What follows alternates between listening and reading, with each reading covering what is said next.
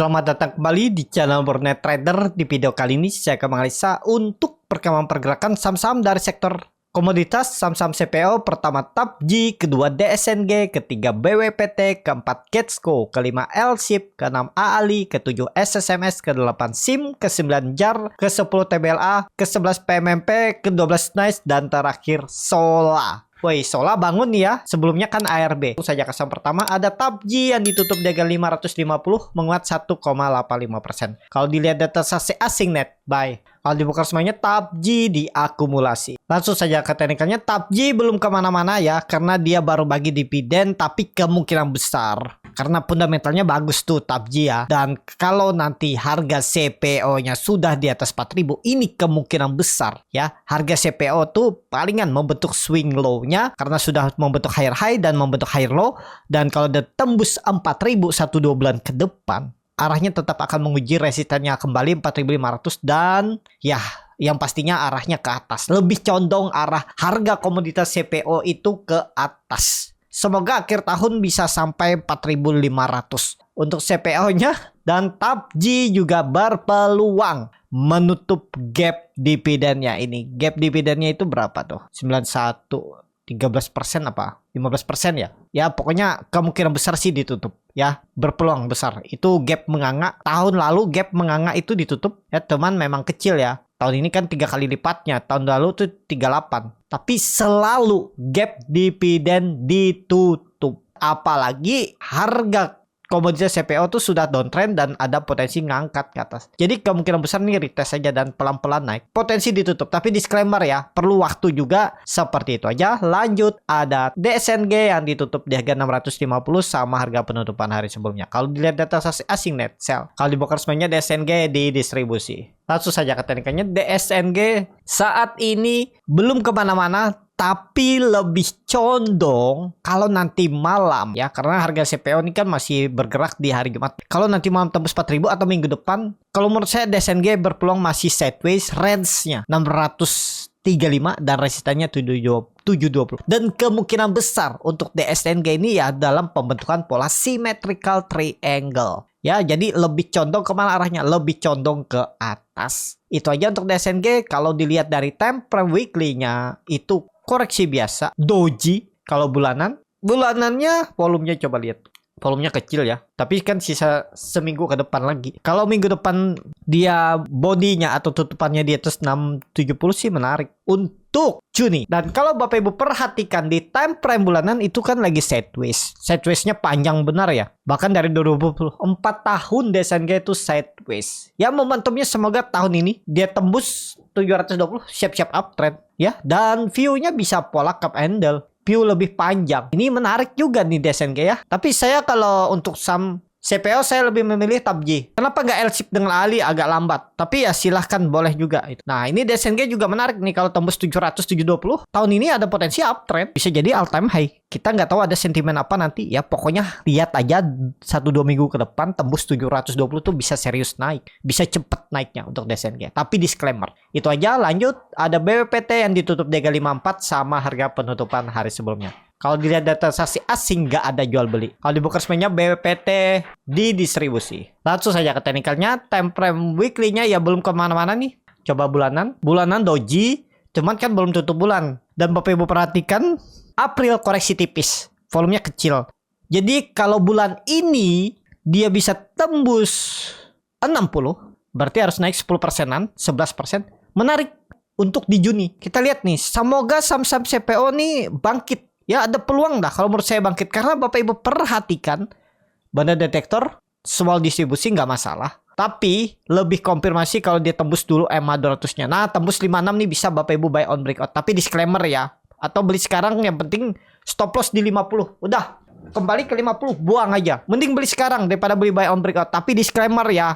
Kembali keputusan jual beli di tangan masing-masing. Menurut saya kalau sabar beli sekarang. Maksudnya beli apa? Di 5554 itu aja. Stop loss 50. Pasang aja auto stop loss 50. Kalau ke 50 udah tinggalin. Jangan diharap lagi. Kalau dia tembus 60 minggu depan menarik. Kalau di time frame bulanan ya.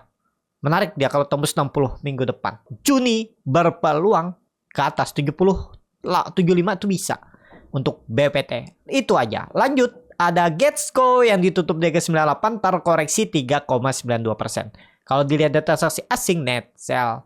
Kalau di broker sebenarnya Getsko ada akumulasi. Langsung saja ke teknikalnya. Getsko ini lebih grupnya Pak Prayogo ya. Saham Pak PP itu biasanya dia rebound, grup Barito. Cuman kalau harga CPO rebound tembus 4.000 kemungkinan besar Getsko rebound. Ini dia diakum terus walaupun tipis-tipis. Dan yang paling penting, minggu depan gak jebol 95. Boleh beli sekarang? Ya boleh. Cut loss di 94. Udah. Atau 93. Atau mau simpan sampai 80, 85 itu silahkan. Tapi indikasinya lemah. Atau tunggu dia tembus 100 kalau beli. Mau? Boleh. Tunggu tembus EMA 200-nya nih. Garis hijau tua nih. Kalau di saya. Ya tembus 100 menarik minggu depan. Untuk kita lihat bisa digas ya. Karena kenapa? Bapak Ibu perhatikan. Saat dia koreksi volumenya kecil-kecil. Saat rebound volumenya besar. Saat membentuk candle hijau volumenya besar. Ya menarik. Tembus 110. Ya seperti itu aja untuk Getsko. Lanjut. Ada L-SHIP yang ditutup di harga 860. Sama harga penutupan hari sebelumnya. Kalau dilihat data transaksi asing. Net sell. Kalau broker semuanya L-SHIP didistribusi. Langsung saja ke teknikalnya. L-SHIP disupport. Pokoknya kalau nekat beli aja nih. Kalau menurut saya berpotensi rebound. Kalau nggak minggu depan di Juni. Sekarang kalau mau beli ya ini jangan nunggu hijau. Risknya kecil. Paling 3-4%. Nggak nyampe tuh. 3% aja. Reward minimal 4%. Dan bahkan ya targetkan dia tembus 950. Uptrend. Siap-siap uptrend. Saham CPO semoga bangkit lah. Udah lama juga sideways di bawah kan. Kalau menurut saya ya tahun ini ada potensi bangkit saham-saham CPO. Lihat harga komoditasnya aja udah mulai bagus. Itu aja untuk L-SHIP. Sekarang kalau mau beli daripada beli kejar-kejaran atas. Tapi disclaimer sabar tunggu. Risknya tadi 3,5% aja. Itu untuk L-SHIP. Lanjut ada AALI yang ditutup di harga 6.175 menguat 1,22%. Kalau dilihat data transaksi asing net buy. Kalau di broker sebenarnya AALI ada akumulasi. Langsung saja ke teknikalnya. AALI saat ini berpotensi rebound. Ya, 6.000 support pakai aja itu. Kalau Bapak Ibu suka AALI, pengen beli AALI, sekarang saatnya. Tapi disclaimer, risknya paling 3,5%. Tuh, risknya kecil dan potensi profitnya berapa? 10%. 7.000 targetkan EMA 200-nya ini. Risk reward bisa seperti ini tapi disclaimer. Wah, cut loss-nya 3,5% atau 6.500 juga bisa terdekat dan 7.000. Ini menarik. Kalau menurut saya berpeluang rebound 1-2 minggu ke depan arahnya minimal bisa dapat 5%. Tapi disclaimer ya, itu baru analisa saya dan bisa meleset. Ya, itu gunanya trading pen. Kalau gagal, stop loss-nya sekitar 3,5%. AALI MACD-nya mulai menyempit dan akan golden cross, baik chart di atasnya juga meningkat. Bandar detektor akumulasi. Menarik untuk AALI. Ya, dan grupnya saham-saham CPO ini belum naik banyak dan belum tersentuh market maker atau bandarnya dari bulan-bulan sebelumnya. Ya masa sih nggak bangkit-bangkit? Pasti ada sentimennya nanti. Ya kita lihat untuk AALI. Itu aja. Lanjut. Ada SSMS yang ditutup di harga 1.005 menguat 2,03%. Kalau dilihat data transaksi asing net buy. Kalau di broker sebenarnya SSMS diakumulasi. Langsung saja ke teknikalnya. SSMS ini saham repo ya. Kalau nggak salah masih. Jadi lebih baik AALI, APJ, DSNG atau L-SHIP. Kalau yakin SSMS ya pokoknya stop loss di bawah 950. Udah gitu aja. Ya analisanya memang menarik kalau dia tembus 1.050 minggu depan. Ya. Tapi ya pastinya kalau SSMS rebound, saham-saham yang lain juga rebound. Biasanya satu sektor tuh naik-naik semua. Menariknya ya L-SHIP, DSNG atau AALI kalau mau ya. Tapi kalau suka SSMS silahkan, tapi ini saham repo. Apa itu saham repo? Saham repo itu saham yang digadaikan ke pihak ketiga untuk mendapatkan modal. Nah biasanya tuh ya setiap hari ada transaksi crossing barang biar dilihat aktif sahamnya. Ya selama masa repo. Nanti selesai repo ya selesai juga. Biasanya turun. Itu ya untuk SSMS. Lanjut ada SIM yang ditutup di harga 372 menguat 0,54%. Kalau dilihat data transaksi asing net buy. Kalau di broker semuanya SIM diakumulasi. Langsung saja ke teknikalnya. SIM ya berpeluang naik, cuman kurang menarik. Kalau SIM kurang menarik ya. Tapi ya kalau suka silahkan ya.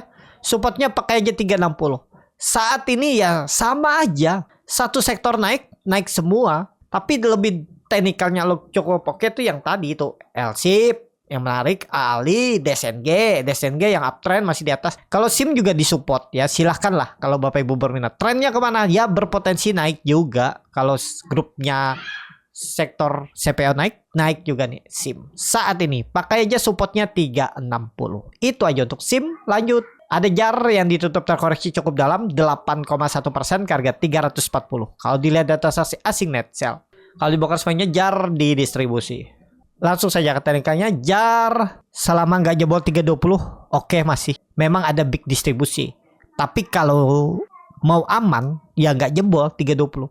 Pokoknya incer di 320. Kalau JAR saat ini buy on weakness, buy on support. Kemungkinan kalau minggu depan CPO-nya menguat, dia mantul dan kemungkinan besar sideways 320 sampai 400. Ini area sideways-nya dan pergerakan JAR ini cukup volatil tapi sering crossing barang. Sering tiba-tiba diturunin sama market maker-nya habis itu ditarik naik lagi. Ya tergantung Bapak Ibu lah. Lihat aja karakter sahamnya untuk JAR. Pokoknya yang pastinya JAR kalau mau aman ya, bandarnya memang nggak pengen distribusi besar ya, harusnya nggak jebol 320. Itu aja untuk JAR. Ya kalau mau beli mepet 320 supportnya. Itu aja untuk JAR. Lanjut, ada TBLA yang ditutup di 620 menguat 0,81%. Kalau dilihat data saksi asing net sell. Kalau dibuka semuanya TBLA di distribusi. Langsung saja ke teknikalnya. TBLA di support. Nah, ini TBLA range pendek ya, antara ditarik naik atau dibuang. Kalau menurut saya gimana? Kalau menurut saya ada potensi tarik naik 660. Ya, pokoknya jebol 600 buang aja tuh kalau berminat. Paling 4% lah cut loss-nya. Kalau seperti ini lebih condong ke atas arahnya. Mudah-mudahan. Kalau dilihat dari time frame bulanan, masih doji ya. Doji volume oke nih. Ya, harusnya ini area-area untuk dia mantul. Kalau di time frame weekly-nya, ya ada peluang mantul lah. Ya, kalau menurut saya untuk TBLA. Seperti itu aja untuk TBLA. Langsung saja ke saham selanjutnya. Ada PMMP yang ditutup di harga 214 terkoreksi 1,83%. Kalau dilihat data transaksi asing net buy. Kalau dibongkar semuanya PMMP di distribusi. Langsung saja ke teknikalnya. PMMP skip aja dulu. Belum menarik nih. Tapi memang sekarang di level yang memang kalau memang rebound, harusnya rebound. Gagal bertahan di atas 200, jual aja. Kalau Bapak Ibu yakin ini bisa rebound. Targetnya kalau jalan ya 1-2 minggu ke depan tuh EMA 200 harusnya bisa. Kalau jalan loh ya. Kalau ditarik naik, tapi ini disclaimer. Kenapa? Karena EMA CD-nya juga mulai mengarah ke atas. Ada perlawanan. Volumenya yang belum mendukung. Volume masih kecil. Kita lihatlah 1-2 hari ke depan. Senin Selasa. Apakah dia mampu tembus 220? Mampukah rebound? Kalau rebound ada potensi bisa serius naik. Tapi disclaimer ya. Kalau saya belum dulu lah. Masih banyak saham yang lain. Inco masih menarik. Bear PT, buy on support itu masih menarik. Pokoknya banyak lah. Saya banyak lupa juga. Pokoknya saham-saham komoditas tuh masih menarik. Big Bang. Ngapain trading di PMP? Kecuali scalping. Ya mungkin nanti kalau ada momentum saya bisa aja cari-cari profit tipis bungkus gitu. Kalau untuk swing saat ini belum. Tapi sekarang memang di area support kuat 200 perubahan praksi harga untuk PMMP. Gimana yang nyangkut? Nah yang nyangkut tuh perlu sabar aja udah. Nggak ada cara lain seperti itu. Langsung saja ke saham selanjutnya. Ada Nice yang ditutup di 690. Sama harga penutupan hari sebelumnya. Kalau dilihat data saksi asing net sell. Kalau dibuka semuanya Nice ada akumulasi walaupun tipis. Langsung saja ke teknikalnya Nice. Ya sekarang masih disupport. Mudah-mudahan lah 1-2 hari ke depan rebound. Saya ada beli Nice nih. Tektok. Beli jual. Dan ya sekarang masih floating loss. Saya beli di 700 sekarang di 690. Kan saya akan stop loss kalau udah jebol. Mungkin 670. Ya udah buang aja lah. Kalau nggak jalan. Harusnya nikel nih jalan ya minggu depan. Kalau menurut saya dia potensi jalan. Tapi disclaimer. Nah ini gambaran saya. Target TP saya 800. Ternyata nggak mampu juga ya lewat.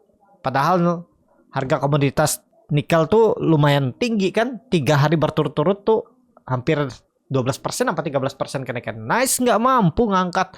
Dia itu ditarik naik. Ada seller muncul. Tarik naik 740. Seller muncul lagi.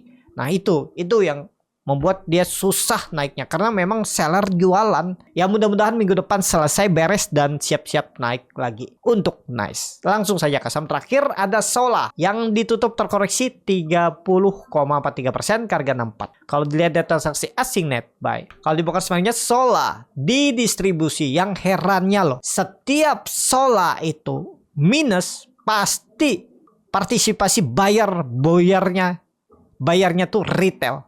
Ya, XL, SC, CC, PD, NISG. Coba Bapak Ibu perhatikan, saat dia rebound di tanggal 21, dia kan rebound tanggal 21. Yang jual retail. Aneh ya? Ya seperti itu memang nih. Tanggal 21 tuh rebound besar ya 15%, tapi malah retail jualan yang nampungin AI. Setelah itu tanggal 22 retail beli, bandar jualan. Kok bisa ya kayak gitu terus ya? Tolong retail ya, termasuk saya, kita lebih baik konsisten, disiplin aja. Kalau gagal tuh buang dulu aja nih. Tanggal 20 itu juga minus ARB ya. Yang nampungin retail. Di harga ARB mungkin nih nampungin retail. CC, PDX ya. Yang jualan bandarnya. Yang menjadi keheranan ya. Sampai sekarang ya itu nggak bisa. Sampai sekarang ya seperti itu tuh terus terjadi. Nggak tahu kenapa ya. Memang apakah hukumnya seperti itu ya. Kalau bandar jualan ya pasti ke retail. Dan pasti sahamnya turun. Kalau retail jual, bandar nampung, sahamnya naik. Tapi apakah ada yang profit di Sola? Pasti ada. Yang scalping, ODT, fast trade itu ada aja. Retail-retail yang scalping tuh biasa profit. Kalau saya lihat sih condong arahnya ke bawah. Potensi jebol 60. Bisa ke 50. Skip aja, jangan dipaksa kecuali Bapak Ibu trading cepet. ODT, fast trade, scalping. Kalau mau belajar tuh di kelas scalping Borneo Trader. Biar Bapak Ibu nggak kecantol terus. Luangkan waktu, korbankan sedikit uang untuk belajar ya. Karena kalau Bapak Ibu belajar otodidak, uang yang Bapak Ibu korbankan tuh bisa lebih besar. Apa salahnya belajar sama orang yang lebih duluan tahu, memahami. Ya tinggal nanti cocok nggak strateginya. Nggak harus di Borneo Trader, di yang lainnya juga bisa. Atau ikutan yang buka kelas dengan referral sekuritas. Kan ada tuh Stockbit, Mirai, Sukor. Nah udah buka open akun di sana ya biar belajar. Jadi ya biar sama ada dampaknya. Yang ngajar juga nggak gratis-gratis ilmu kan, karena dapat fee dari sekuritas.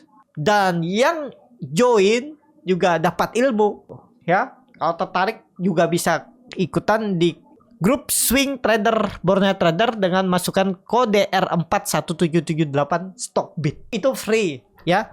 Seperti itu aja. Jadi saat ini Sola kalau menurut saya hati-hati, bisa jebol 60. Seperti itu. Cukup sampai di sini video kali ini. Terima kasih untuk Bapak Ibu dan teman-teman yang sudah menonton video ini sampai selesai. Apabila channel Borneo Trader ini bermanfaat dan bisa menjadi bahan pertimbangan Bapak Ibu dalam membeli, menyimpan, dan menjual sahamnya, bisa klik tombol subscribe dan nyalakan lonceng notifikasi. Ada kritik, saran, ataupun pertanyaan, bisa langsung tinggalkan di kolom komentar. Bagi Bapak Ibu dan teman-teman yang baru belajar trading, masih bingung memilih saham, bingung membuat trading plan, bisa join trading bersama Borneo Trader. Nanti dipilihkan saham-sahamnya dan dibuatkan trading plan-nya beserta chatnya dan juga free konsultasi portfolio. Kalau tertarik, DM Instagram Borneo Trader. Sampai ketemu, tetap semangat dan semoga bisa terus cuan.